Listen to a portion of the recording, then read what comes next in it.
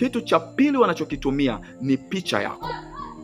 Picha yako, nisikilize vizuri, picha yako. Inawezekana unapiga picha, unaweka kwenye mitandao ya social medias, aidha ni Facebook, aidha ni Instagram, aidha mtandao wowote ambao umeweka, ama inawezekana picha yako tu uliweka sehemu fulani, adui akaiona akaichukua ile picha. Anao uwezo wa kuitumia hiyo picha kuweka uharibifu juu ya maisha yako.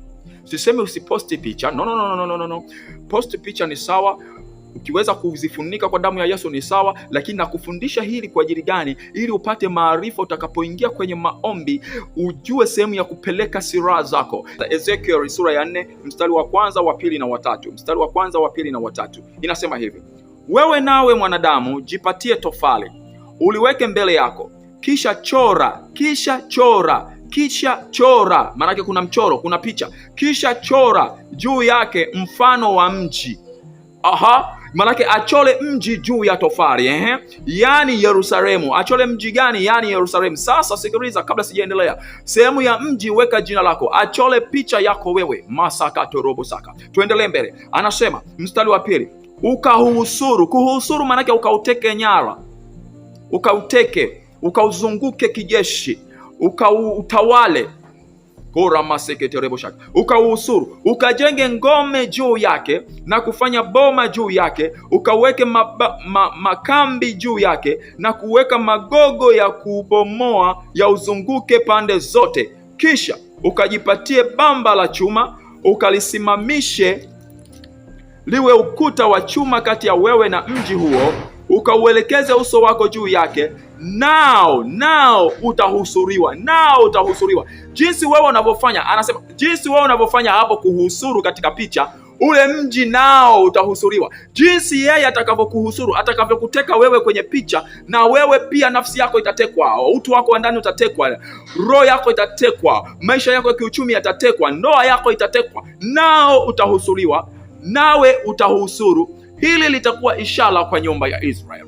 Kwa hiyo hii inamaanisha nini? Inamaanisha adui anaweza kuchukua picha yako, akaenda nayo kwenye madhabahu zake za giza, akatamka maneno ya uharibifu, akakuteka kupitia hiyo picha.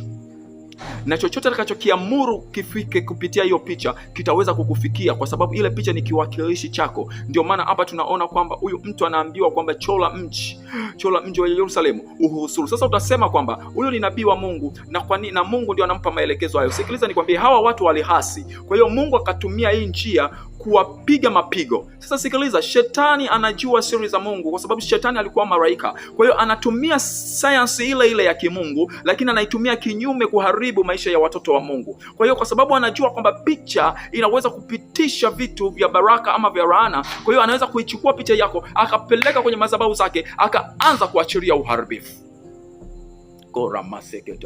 Na wakati mwingine inawezekana ulikuwa unaona picha yako inaungua, unaona picha yako imechafuliwa, unaona picha yako imefungwa, unaona picha yako inayumbishwa kwenye maji, unaona picha yako mahali ambako sio sahihi, unaona picha yako ipo kwenye giza na hauelewi. Kumbe Mungu alikuwa anakuonyesha vitu vya rohoni ambavyo adui amevifanya ili upate maarifa ya kuingia nayo kwenye maombi. Sikiliza sasa nikwambie, ikiwa adui ametumia hilo lango na wewe unao uwezo wa kutumia lango hilo kujikomboa katika jina la Yesu. Unachotakiwa kufanya ni kitu gani? Unachotakiwa kufanya ni kwamba muite Mungu aingie kuchunguza mahala popote ambako picha yako imekabidhiwa kwenye miungu, ambako picha yako imetumika kupitisha uharibifu, ambako picha yako imefungwa, ambako picha yako imeharibiwa. Mwambie Mungu afanye upelelezi, kwa maana yeye anajua kilichofanyika kinyume na picha yako, na umwambie afanye ukombozi katika jina la Yesu, na uachilie damu ya Yesu kwenye hiyo picha, uachilie moto roho kwenye hiyo picha, kuikomboa hiyo picha. Ikiwa kuna magogo yamewekwa, tunaona hapa yamewekwa magogo, yamewekwa machuma,